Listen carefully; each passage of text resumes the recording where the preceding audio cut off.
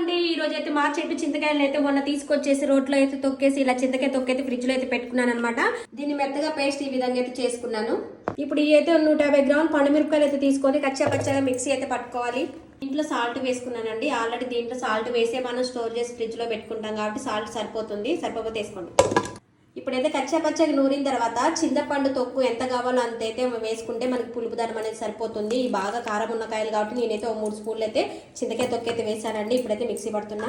ఇలా పండు మిరపకాయలతో చింతకాయ పచ్చడి చేసుకొని ఫ్రిడ్జ్ లో పెట్టుకుని ఎప్పుడు కావాలంటే అప్పుడు మనం తాలింపు వేసుకున్నా వేడి వేడి అన్నంలో చాలా బాగుంటుంది. ఇప్పుడైతే తాలింపు వేస్తున్నా. స్టవ్ వెలిగించి పెనం పెట్టేసుకొని తాలింపు గింజలు అయితే వేసాను. ఆవాలు, పచ్చిమిరపకాయలు, జీలకర్ర, మినపప్పు. ఇప్పుడు ఎండుమిరపకాయలు, కరివేపాకు, తాలింపు ఉల్లిపాయ వేసుకుంటున్నాం. చిటికెడు ఇంగు వేసుకోవాలి. చిటికెడు పసుపు వేసుకోవాలి. కలుపుకోవాలి. ఒకసారి స్టవ్ తగ్గించుకొని తాలింపు మంచిగా మగ్గిందంటే ఇప్పుడు మిక్సీ పట్టిన చింతకాయ పచ్చడి మొత్తం వేసుకోవాలి. పండు మిరపకాయలతో చింతకాయ పచ్చడి సూపర్గా ఉంటుంది.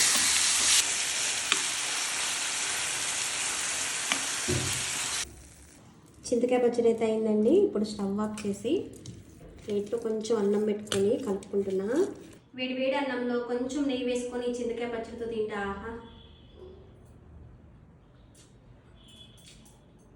సూపర్గా ఉంది. పుల్ల పుల్లగా, కారం కారంగా.